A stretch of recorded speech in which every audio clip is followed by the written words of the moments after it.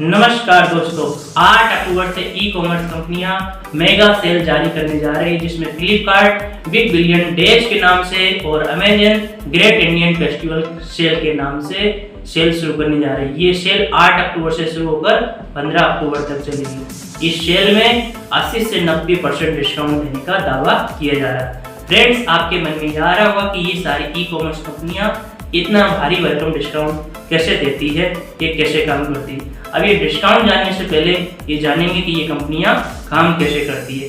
चाहे अमेजन हो, चाहे फ्लिपकार्ट हो, सभी ई कॉमर्स कंपनियों के पास अपना कोई प्रोडक्ट नहीं होता, बल्कि ये वेंडर्स और ग्राहक के बीच में एक मीडिएटर का काम करती है। यानी जो विक्रेता लोग रहते हैं वो प्रोडक्ट फ्लिपकार्ट में लिस्टेड कर देते, अमेजन में लिस्टेड कर देते और ग्राहक उनको ऑर्डर करते। तो फिर इन कंपनियों को क्या मिलता है? इन कंपनियों को कमीशन मिलता है और इसी कमीशन से ये मुनाफा कमाती है। तो अब आप सोच रहे होंगे कि ये डिस्काउंट कैसे देती है।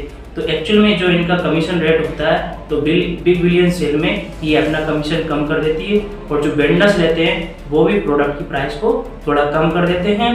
तो अब ये इतना कम मार्जिन में सेल क्यों करते? सेल इसलिए करते, आपको शायद 2016 की कहानी याद होगी कि जियो की सिम लेने के लिए लोग लाइन में लगे, क्योंकि वो सिम जियो कंपनी ने फ्री में दी थी।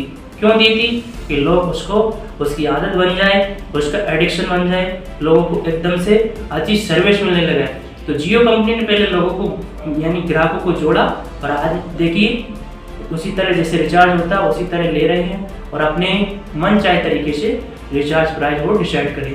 उसी तरह ई कॉमर्स कंपनियां भी साल भर में एक बार सेल लाती है और अधिक से अधिक ग्राहकों को जोड़ती है, ताकि साल भर वो उनके प्रोडक्ट को खरीदते रहे और ऑनलाइन खरीदने का एक आदत बन जाए, ताकि सेल उनकी लगातार चलती रहे। इसके बाद में सेकंड प्रश्न आता है कि कंपनियां फेस्टिव सीजन में कितनी सेल्स कर देती है। तो आंकड़ों के आधार पर बताते हैं कि ग्रॉस फेस्टिवल वैल्यू यानी GW के पिछले साल में 76,000 करोड़ रुपए से बढ़कर इस बार 90,000 करोड़ रुपए के होने की उम्मीदवारी लग रही है। इस बार 14 करोड़ से भी अधिक लोगों का पार्टिसिपेट होने की संभावना बन रही है। अब सबसे बड़ा प्रश्न ये आता है, क्या ये सेल सच में ग्राहक के लिए लाभप्रद है या फायदेमंद है? इसमें हमको प्रोडक्ट खरीदना चाहिए अथवा नहीं खरीदना चाहिए? माय डियर फ्रेंड्स, जो प्रोडक्ट आपके ज़रूरत के सामान है, जिनको आपको लेना जरूरी है या आप लेने की प्लानिंग कर रहे हैं, तो ऐसा प्रोडक्ट खरीदना चाहिए। मान लो अगर डिस्काउंट मिल रहा है तो खरीदने में क्या बुराई है। लेकिन जो प्रोडक्ट आपकी ज़रूरत के नहीं है, सिर्फ आप डिस्काउंट को ध्यान में रखकर ही खरीदने की सोच रहे हो, तो ऐसी चीज़ों से बचना चाहिए। मान लो आपकी ज़रूरत ही नहीं है, सिर्फ डिस्काउंट के चक्कर में ही खरीद रहे हो, तो ये सही नहीं है। तो ठीक है फ्रेंड्स, और अगर इन सेल का ज़्यादा डिस्काउंट पाने के लिए आप क्रेडिट कार्ड वगैरह का भी यूज कर सकते हैं, ठीक है, और पे लेटर आदि सर्विस का भी यूज कर सकते हैं, ठीक है।